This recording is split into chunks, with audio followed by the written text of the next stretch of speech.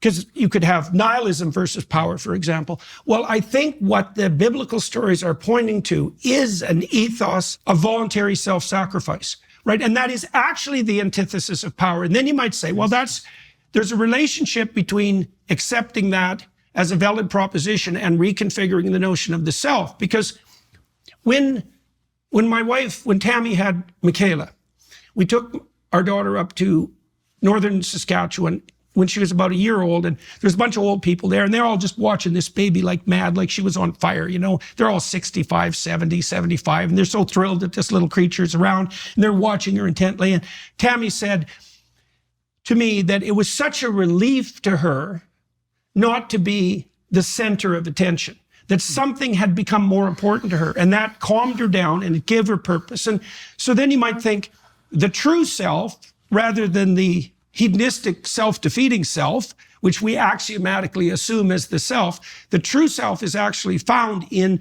the consequences of voluntary self-sacrifice, because then you sacrifice, you get to be married.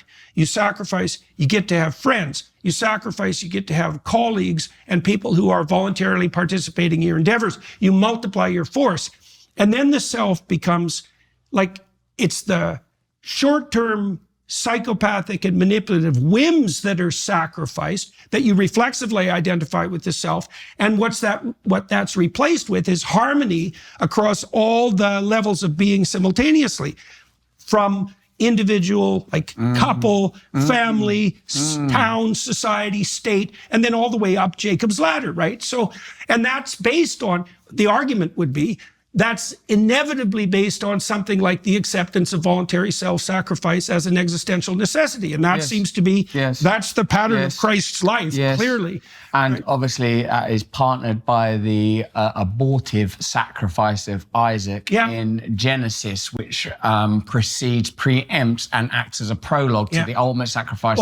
And I tried to take that apart, because that's a story, for example, that the atheists like Dawkins point to as indicative of the sadism of God. But I think what it means is that, of course, you offer your children to God because you can't protect them and you don't want them to be nihilistic. And so what you do is you say their service as tools in the hands of the divine takes priority over everything. They're not yours. They're his. That's right. Well, and remember, Abraham gets him back, right? And there's a lesson there. It's like, if you're willing to devote your children to what's highest, they return to you. Also, faith demands of us that even though materially and actually you're in a moment where there's a knife above your child, you are, okay then, God, I mean, this doesn't look good from where I am, but I know that my perspective is just a set of interlocutors of fragmented desires, that transubstantiation is being taken anyway.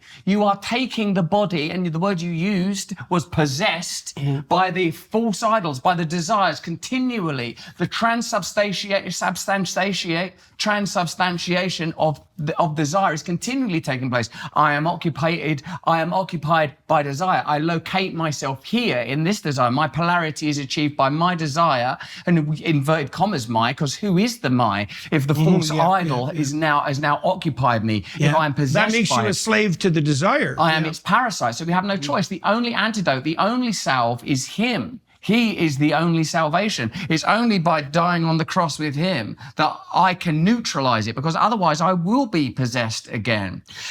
Now, elsewhere in that, you talked about something that I picked up while reading that book you gave me, told me to read, Profane and the Sacred. You read that. Great. That's Iliad. The homogeneity, that you're not even living in a morass of neutralized space, but arbitrarily scattered fragments.